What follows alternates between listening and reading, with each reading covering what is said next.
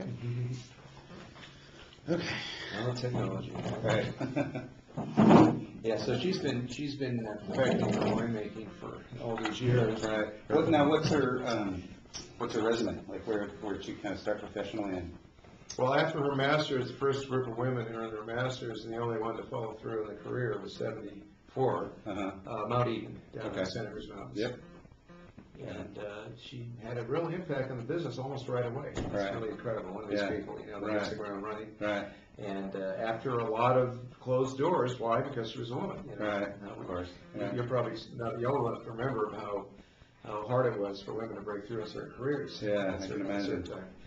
And but she got that job and immediately started making excellent wines. Right. And among them Pinots. Right. In those early years. Yeah. So one of the early practitioners of California Pinots. Right. Along with others, like Josh Jensen and the Hansel folks. Right. And Francis Mahoney and people like that. Right. And then she moved up to Sonoma County in the late 70s and sort of, unfortunately, was forced to abandon her love affair with Pinot Noir, not enjoying them, but making them. Right. She founded Matanzas Creek, which Yeah. was back when it was owned by some other people. And then we made Chardonnays together, she and I, back in the 80s. At Matanzas Creek? No, after her tenure there. Okay. Which was, I think, 83, 84, she moved on to her own project in partnership with her parents. We made Chardonnays called the Mary Vintners. It lasted about 5 years. Right. And, unfortunately, it was not the right timing economically and all that sort of thing. Right. And then she consulted for many, many, many different wineries over the years. Laurier, which is a brand you see on the shelf a lot, that was intended to be a very high-end Pinot producer, and I worked with her for a year as her cellar master in those days. It's still in existence, but it was bought out by the Franzia people, and so now it's a fighting varietal, really, more than anything. But the facility is now Hartford family. Okay, so Don Hartford and Yes. the KJ crew. Yes. Right. So that facility was designed by her. Oh, okay. And then she consulted for other people like Lambert Bridge and Fritz and Whitehall Lang and B.R. Cohn and a very long list of wineries that she went in and helped them ramp up their wines, if you will. Yeah. And so she did that until the mid-90s. She and her husband, supporting her, Ken Cooper-Smith, started this venture with some investors helping out, and many of who are still with us. And we purchased Meredith, the land for Meredith, which was just pasture at that point. And she planted her first vineyard ever that she's had under her control. And how long ago was that? 96 she purchased, and 98 she planted. Okay, fantastic. And then she made her first wine from purchased fruit from the 97 vintage. Okay. And she made a Russian River Valley in 97, and she made an Olivet Lane, which we also still make. Okay. And then we've started to introduce, over the years, we've introduced new single vineyard wines as time goes on, and new releases. Okay. And so, and then the Sauvignon Blanc came along in the early 2000s. Okay. Yeah. And also Russian River. All Russian River fruit. Right. Yes, indeed. Yes. Fantastic. Even the Sonoma coast is really Russian River. Right. It's declassified Meredith. Okay. She didn't feel it was good enough for the Yeah, Russian the River. lower sections of the vineyard don't go into the Meredith, which you'll taste here. Okay. But they go into the Sonoma coast, and it's a lovely, delicate, bright, well-structured Pinot Noir that goes well with a lot of food. Okay. That's the first wine in the list over there. Okay. Look at the list. Okay. Fantastic.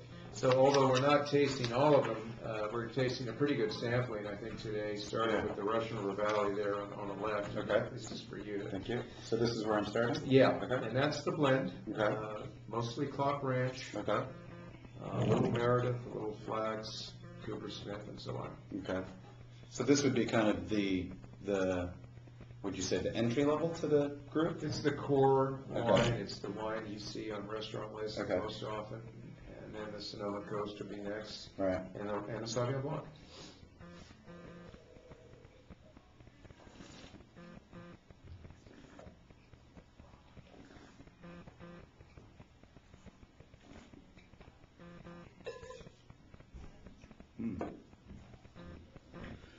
Nice juicy red fruit, Yep. very elegant. Elegant, Bit of describes the spice. wines. Yeah, Balanced and elegant. right. Yeah. It's a pretty wine. Pretty much, yeah. Excuse me. And this is what you would make the most of. Yes. Out of the wine. It's a big inspiration, yeah.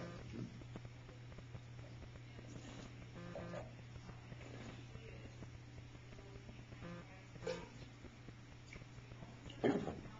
So were you raised in the Chicago area? No, I was actually, I was born and raised here in California. Oh, okay. Grew up in Foster City. Sure. Yeah. I was a Bay Area guy myself Right. originally, yeah. Went to UC Davis. Oh, wow. Yeah. And then What program? I took some courses in enology, but I graduated with a sociology degree. So, psychology. Right. And then environmental science. Right. That's right. Went on to work for Kendall Jackson out of college. Oh. They are the ones that moved me out to Chicago, so I was I see. working running Chicago market on-premise program. Mhm, And then eventually, left them and went to work for Co-Brand, covering the series of brands that they represent, again, focusing on just the on-premise world. And then left them several years later and went to work for a division of Constellation Brands that was a company they had bought, V.R. Hardy's out of Australia, representing kind of the smaller artisan section of the Hardy's portfolio. So, things like Barossa Valley Estate, Leasingham, kind of the more regionally focused Australian ones. And then 4 years ago, so 2004, we decided to go out on our own and open Just Grapes. And really the focus of Just Grapes is small artisan brands. We do education. We've got an automated self-serve tasting bar that's we import from Italy. We do classes. I mean, just a little more of an interactive, I suppose, type concept. We do lots of corporate events, which is why we do have a restaurant license as well. So we have both a package license as well as a tavern kind of restaurant. Yeah, the tie together with food service sometimes helps, penetrate that gray area that we sometimes deal with, where you've got a wine bar, but they also serve a little food, small plates or something like that, so, yeah. They managed to get a little bit. What's the total production? Almost 16,000 with this vintage, and then we're gonna probably stay not much more than that in 07, and then, we're staying pretty steady as she goes at that point. And then we're planning, because of the vineyards coming up into production, we'll be, slowly increasing that. The bond here for the winery is 25,000. Okay. So, but that'll take some years to get to. Right. Okay. So what do we have here? This is the Coopers. This is the vineyard that surrounds us. Right. And this is all budwood from Mount Eden, her first job. Okay. Yeah. Oh. She made available. Right. Full She's circle. responsible for all Right. that. Yeah. And what is method Alancien, ancient methods. It's a kind of an homage to Burgundian winemaking. If you want to look at it that way. Yeah. Seems a bit more dense on the nose. Yeah, you get a little more density here as you go down the track.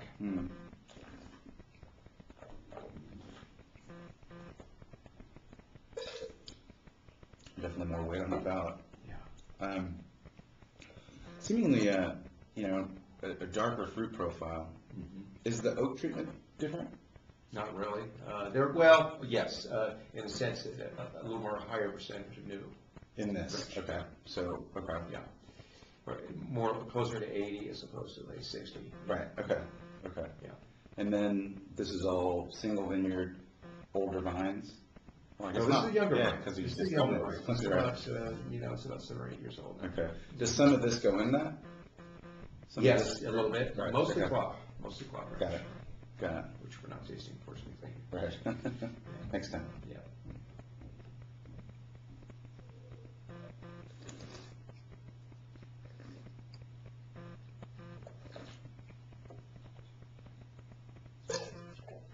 But again, balance. Just balance with the volume turned up a little bit. Yeah, exactly. I like Yeah, that. good way to put it. Fantastic. All right. And what do we have next? And I put some cheese out there for you if you want. Oh, yeah, beautiful. Cheese. This is Meredith. Okay. This is the original vineyard. Okay. chose the clones, Dijon, some of the UCD 37 from out Eden, Okay. some Swan selection, some, yeah, I think that's about it. So is, I suppose with anyone making Pinot, clonal research and clonal variation. She was one of the first, Really? the first to start talking about clonal. Okay, interesting. And lectured on it, Davis. Right. But it seems that as the discussions that, in the last 10 years have started to come to